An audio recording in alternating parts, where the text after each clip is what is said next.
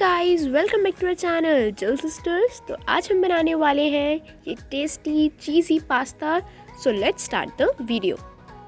तो सबसे पहले मैंने 1 कप पास्ता बॉईल करा था और बॉईल करते वक्त मैंने उसमें आधा छोटी चम्मच नमक डाल दिया था।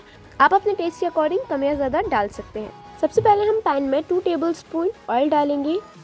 मेरे घर पे जो वेजिटेबल्स अवेलेबल थी वो मैंने यूज़ करी हैं। आपके घर पे जो अवेलेबल हो वो आप यूज़ कर सकते हैं। सबसे पहले हम डालेंगे ग्रीन चिलीज़, उसके बाद बारीक कटा हुआ लहसुन और अदरक, और इसे हम अच्छे से कुछ सेकंड्स के लिए सॉटे कर लेंगे।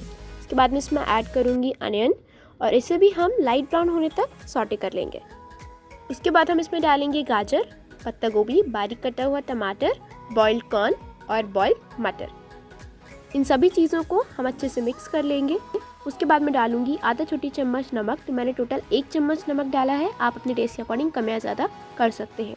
सारी सब्जियों को हम ढककर 5 मिनट के लिए अच्छे से पकने देंगे। तो ये देखिए सब अच्छे से पक गई है। इसमें मैं ऐड करूँगी 2 टेबलस्पून टोमेटो केचप। थोड़ा सा बटर टेस्ट के लिए मैं इसमें डालूंगी 1 टीस्पून पिज़्ज़ा पास्ता सॉस। आपके घर में जो भी सॉसेस अवेलेबल हो आप वो डाल सकते हैं। 1 टेबलस्पून मैगी मसाला। मैगी मसाला से एक बहुत अच्छा टेस्ट आता है, इसलिए मैंने ये भी डाल दिया है। और 1 टीस्पून काली मिर्च, 1 टेबलस्पून मेयोनीज। अगर आपके घर में अवेलेबल हो तो आप डाल सकते हैं, वरना इसे स्किप भी कर सकते हैं।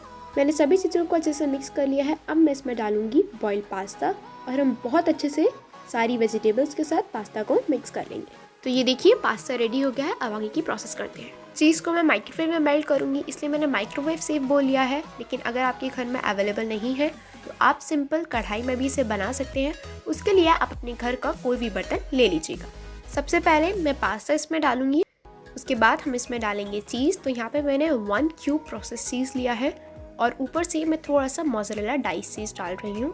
अब मैं इसे 5 to 6 मिनट के लिए, जब तक चीज़ मेल्ट हो जाएगी तब तक रख दूँगी। और अगर आप लोग कढ़ाई में बना रहे हैं तो आप सबसे पहले कढ़ाई को मीडियम फ्लेम पे 10 मिनट्स के लिए प्रीहीट कर दीजिएगा। उसके बाद इसे 10 to 12 मिनट्स के लिए रख दीजिएगा। सो ये देखिए चीज़ बेक पास्ता रेडी हो गया है और ये कितना ज़्यादा टेस्टी लग रहा है। चीज़ भी बहुत अच्छे से मेल्ट हुई है।